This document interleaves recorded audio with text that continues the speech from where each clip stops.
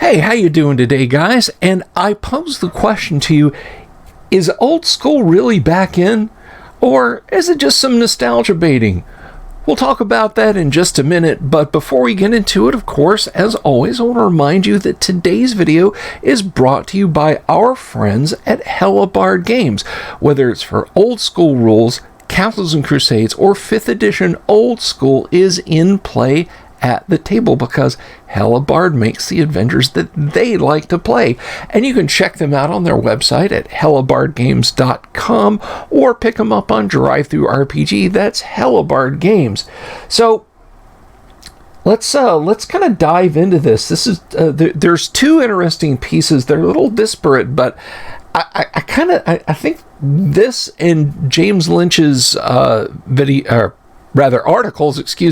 articles that he's done are kind of pointing somewhere.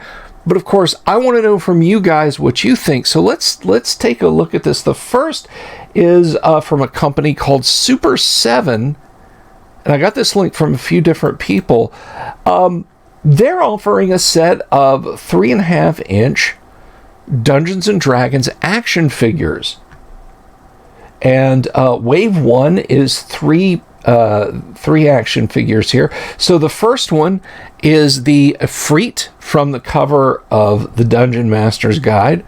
The second one is the Githyanki from the Fiend Folio. And then they've got a third one here.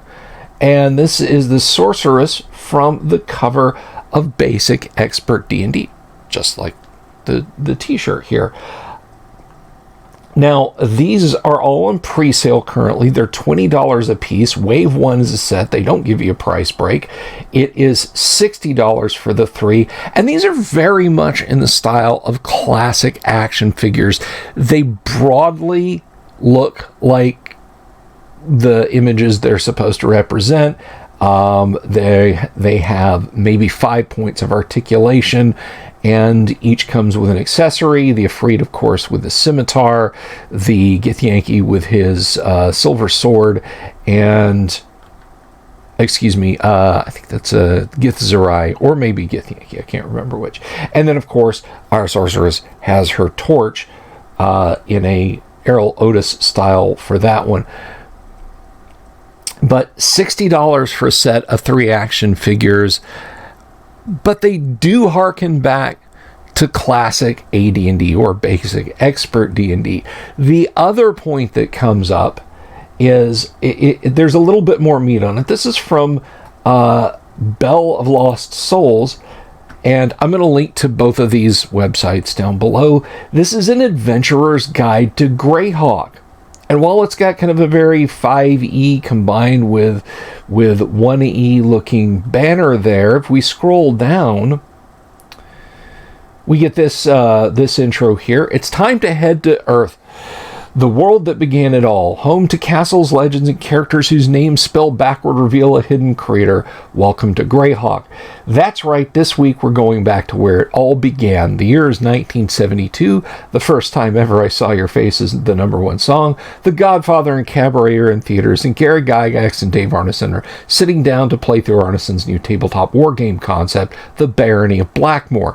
While playing through the game, which used a version of chainmail, the game, not the armor, to simulate a group of fantasy heroes exploring a castle.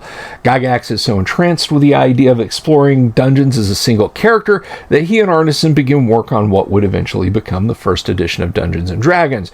During that development phase, Gary creates Castle Greyhawk so that they have a setting in which to playtest the game. Gygax's children are the first players.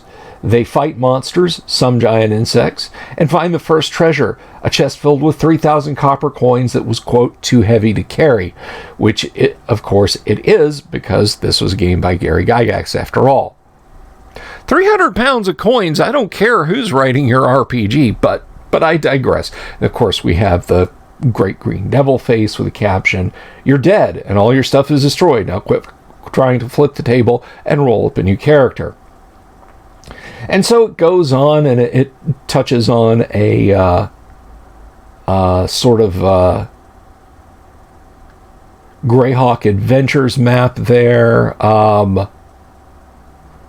They spread out the world of Greyhawk quite a bit off to the west. And the article just continues on, and it talks about various sections in the world of Greyhawk and touches on a few different kingdoms. It's a rather extensive article. I'm not going to dive too deep into the article itself, but I will link to it below. But the overall the overall thought about this is that we've had 3 very, very, very appreciative pro 1E AD&D articles. We see Super 7 is coming out with a toy line, which is designed to quickly separate you from $60 for some old school goodness. And then here's Bell of Lost Souls, which is not really known for its classic D&D content, coming right out of the chute a couple of days ago with some classic Greyhawk talk. It's all very interesting. Now, I'm not going to sit here and say that correlation equals causation, but I do want to know, what do you guys think?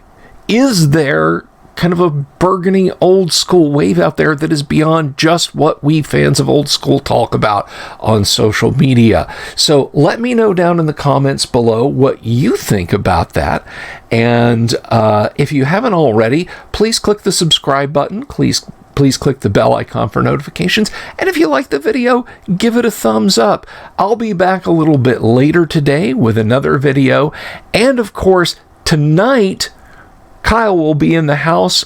We will possibly be playing some Classic Traveler. He may have decided we're wrapped up with that, and we'll be discussing the next game that he's going to run here on the show. And of course, you can tune in 5 nights a week for classic, fun RPG talk on our live streams. So I look forward to seeing you then.